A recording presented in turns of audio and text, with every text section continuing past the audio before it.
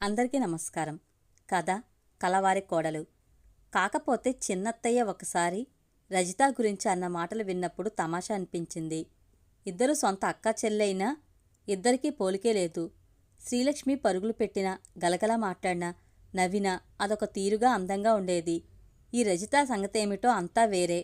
నడుస్తుంటే ఏదో విసురు, నిర్లక్ష్యం. మాట్లాడడం దడదడలాటమే. నవ్వటమంటే అట్టహాసం పట్టపగలే. చిన్నత్తయ్య అత్తయ్యతో అన్న ఈ మాటలు రజితగాని విని ఉంటే ఇల్లు కాసేపు రణరంగమే అవుతుంది. రజిత ప్రవర్తన చాలా విచిత్రంగా ఉంటుంది. సరదాగా మాట్లాడుతూనే ఉంటుంది. అంతలో ఏదో ఒక మాటతో కోపం తెచ్చుకుని రెచ్చిపోతుంది. రజిత, నీరజ నేను సరదాగా కబులు చెప్పుకుంటున్నప్పుడు నీరజ ఒక మాట అంది. మన ముగ్గుల్లోనూ కామన్గా ఒకటుంది. అది నీలో మాత్రం ఇకారమయ్యింది. ఏమిటో చెప్పు? నవ్వుతూ రజితను అడిగింది. ఒక క్షణం ఆలోచించగానే అర్థమైంది. మా ముగ్గురి పేర్లలోనూ జా అనే అక్షరం ఉంది. అదే రజిత పేర్లో జీ అయిందని తన ఉద్దేశం అయి ఉంటుంది. ఆ మాటే నేను అడగబోతుండగా రజిత కోపంతో పెద్దగా అరిచేసింది. మీ ఇద్దరిలోనూ సవ్యంగా ఉన్నదేమిటి? నాలో వికారంగా ఉన్నదేమిటి? అసలు నాకు మీకు పోలికేమిటి? నేను మీలా పెరిగిందాన్ని కాదు. నన్ను పెంచిన వాళ్ళు అరచేతుల్లో పెట్టుకుని అల్లారుముద్దుగా పెంచారు. మీకు ఒకరికి అమ్మలేదు, ఒకరికి అయ్యలేడు. నాకు కన్నవాళ్లు, పెంచినవాళ్లు, 2 పుట్టినిళ్ల బలగం ఉంది. రజిత వాక్ప్రవాహం అలా సాగిపోతుంటే నీరజ బెదిరిపోయింది. కళ్ళనీళ్లతో, అయ్యో రజిత, నేనన్నది జానే అక్షరం జీ అయిందని తమాషాగా చెప్పబోయానంతే. సర్ది చెప్తున్నా వినిపించుకోలేదు. నన్ను వెక్కిరించే పాటిదానివి కావు.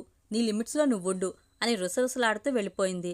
ఆశ్చర్యం ఏమిటంటే ఆ సాయంకాలమే ఏమీ జరగనట్లుగా నవ్వుతూ పలకరించింది. తన మూడు ఎప్పుడెలా ఉంటుందో, ఎలా మారిపోతుందో ఎవరికీ తెలియదు.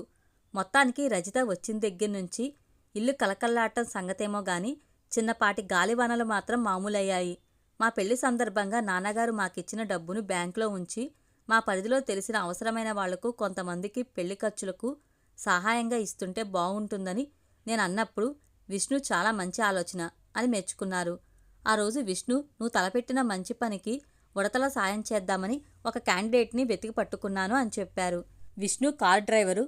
రమణ చిన్నాన్న ఆ మధ్య యాక్సిడెంట్లో చనిపోయాడు. అతని కూతురు నాగమ్మ రమణ వాళ్ళింట్లోనే ఉంటుంది. ఆ అమ్మాయి పెళ్లి బాధ్యత రమణ వాళ్లదే. వాళ్ళ దగ్గర బంధువుల అబ్బాయి కాశీతో పెళ్లి నిశ్చయమైంది. ఆ అబ్బాయికి చిన్న ఇల్లు ఉంది. ఏదో చదవటం రాయడం తెలుసును కాని చదువు లేదు. ఎక్కడా కూలి పనికి వెళ్లాల్సిందే. కట్నం డబ్బును రమణ అన్నదమ్ములు ముగ్గురు కలిసి సర్దుబాటు చేయాలి. 6 నెలల క్రితమే రమణ పెళ్ళయింది. అప్పుడు మొత్తం ఖర్చులన్నీ విష్ణుయే పెట్టారట. అందుకని ఇప్పుడు మళ్ళీ అడగలేక రమణ వేరే చోట అప్పు కోసం చూస్తున్నాడని విష్ణుతో ఇంకో డ్రైవర్ చెప్పాడట. ఇది సంగతి. ఎంత ఇవ్వటం ఏమిటి అనే విషయాలన్నీ పూర్తిగా నన్నే చూసుకోమని విష్ణు చెప్పేశారు. నాకు ఆలోచన వచ్చింది. రమణ వాళ్ళిల్లు ఆఫీస్కి దగ్గర.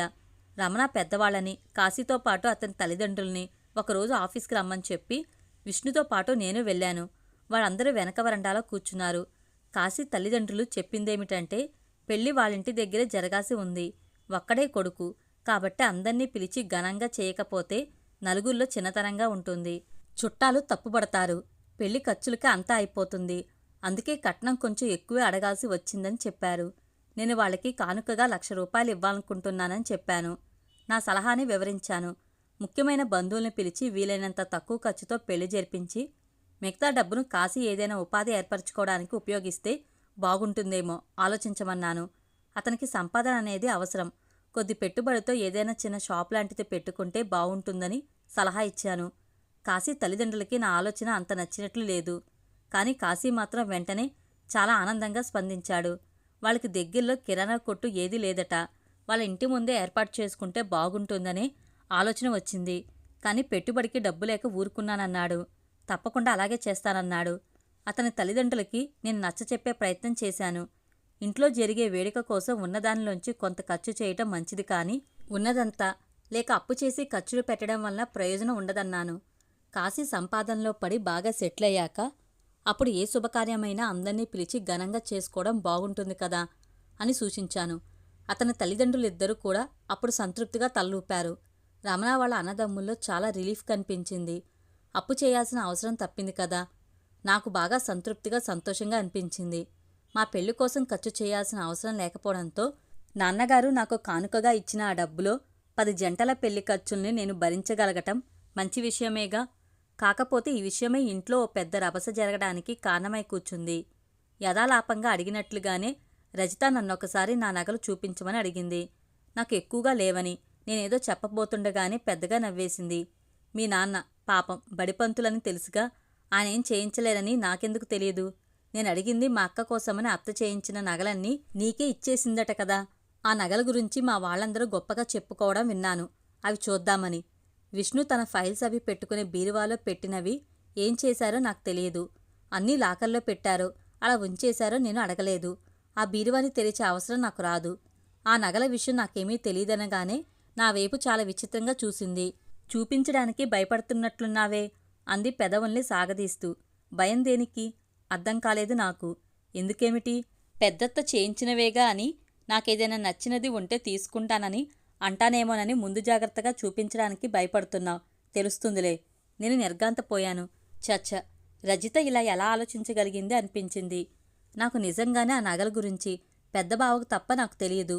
అత్తయ్య చేయించిన నగలే కాదు, నాన్నగారు కొన్న వాటిల్లోనైనా నీకు నచ్చింది ఉంటే ఇవ్వడానికి నేనేం బాధపడ్ను. సంతోషంగానే ఇస్తాను. సరేలే అంటూ వ్యంగ్యంగా మళ్ళీ నవ్వింది. లేని వాటిని దానం చేసేస్తామని ఎవరైనా ధారాళంగా చెప్పొచ్చు. అంత ఖరీదైన నగల గురించి నీకేం తెలీదంటే నేను నమ్మాలన్నమాట. పైగా నగలంటే ఇష్టం లేదని చెప్పి పెట్టుకోకుండా ఎవరికంటా పడకుండా జాగ్రత్త పడుతున్నావు. సమాధానం చెప్పాలని కూడా అనిపించలేదు. నిర్లిప్తంగానే చూసి ఊరుకున్నాను. నా గురించి తన అభిప్రాయం అదే అయితే కాదంటూ నేను వాదించడం ఎందుకు? ఆ నగల గురించి విష్ణుని అడిగాను. విష్ణు కాసేపు ఆలోచనలో పడిపోయి నిశ్శబ్దంగా ఉండిపోయారు. 2 క్షణాల తర్వాత అసలు విషయం నాకు తెలియటమే మంచిదనుకున్నారేమో చెప్పారు. ఆ నగలు లాకర్లో కూడా లేవట. లాకర్లో నుంచి తీసి ఆ నగల్ని విష్ణుకు బాగా తెలిసిన సేట్ దగ్గర హామీగా ఉంచి కృష్ణప్రసాద్ పెళ్లి కోసం అప్పుగా తెచ్చారు. ఈ విషయం విష్ణుకు తప్పించి ఇంట్లో వాళ్ళెవరికీ అత్తయ్యకు కూడా తెలియదు. పెళ్లి ఘనంగా చేయాలనే కోరిక ఉన్నా అప్పు చేయడానికి అమ్మ ఇష్టపడకపోవచ్చు. అలాంటి పరిస్థితి వచ్చినందుకు బాధపడుతుంది. అందుకే అమ్మకి చెప్పడం నాకు ఇష్టం లేదు. బిజినెస్ వ్యవహారాల్లో సర్దుబాటు చేసుకోవడానికే పెద్ద మొత్తంలో కావాల్సిన అప్పు కోసం ప్రయత్నాలు చేస్తున్నాను.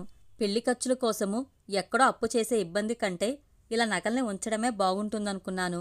1-2 సంవత్సరాల్లో పరిస్థితి అంతా చక్కబడుతుందనే నమ్మకం నాకు పూర్తిగా ఉంది. ఇంతలో ఈ అప్పుల గురించి అమ్మకి తెలియజేయటం ఎందుకనిపించింది. ఎవరికీ తెలియకపోవడం నీకిబ్బందిని తెచ్చిపెడుతుందనే ఆలోచనే నాకు రాలేదు అంటూనే విష్ణు నా చేయి పట్టుకుని క్షమాపణ అడుగుతున్నట్లుగా అవును సుజీ, నేను తప్పు చేశాను అన్నారు. పర్వాలేదా అన్నట్లుగా చూశాను. ఇంత పెద్ద ఇల్లు, నౌకర్లు, చాకర్లు, కార్లు, ఇంత హంగామా ఉన్నవాళ్ళకి కూడా అప్పు చేయాల్సిన పరిస్థితులా? ఎంత చెట్టుకి అంత గాలి అంటే ఇదేనేమో. ఉన్నవాళ్లకైనా లేని వాళ్ళకైనా ఏ వేడికైనా వీలైనంత అట్టహాసంగా చేయాలని అనిపిస్తుందన్నమాట.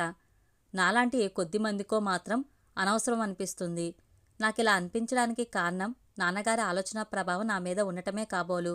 విష్ణు చేసింది మంచి పనే. నా ద్వారానూ ఈ విషయం ఎవరికీ తెలియకూడదనుకున్నాను. రజిత ఏమైనా అనుకోని విని ఊరుకోవటమే. 4 రోజుల తర్వాత అత్తయ్య గదిలోని బీరువాలో ఉండే శాంతమ్మ గొలుసు కనిపించడం లేదని అనుకోవటం విన్నాను. ఇక్కడికి వచ్చేటప్పుడు తనకి పుట్టింటి వాళ్ళిచ్చిన ఆ గొలుసును తీసుకువచ్చింది. దాయమని అత్తయ్యకి ఇచ్చింది. ఆ రోజు ఎందుకనో బరినిలో చూస్తే అత్తయ్యకు కనిపించలేదు. ఎలా పోయి ఉంటుందని అందరూ తర్జనా భర్జన పడుతున్నారు. నీరజ డ్రెస్సులు కొనుక్కోవాలని నన్ను రమ్మంటే సరేనని రెడీ అయ్యాను. కారు లేదు. రజిత తీసుకెళ్ళింది. తను వచ్చాకనే వెళ్దామని ఇద్దరం హాల్లో టీవీ చూస్తూ కూర్చున్నాం. 2-3 రోజుల క్రితం బీరువాకే తాళాలు వేలాడుతూ ఉంటే తనే అలా మర్చిపోయానేమో అని అత్తయ్య అనుకున్నారట.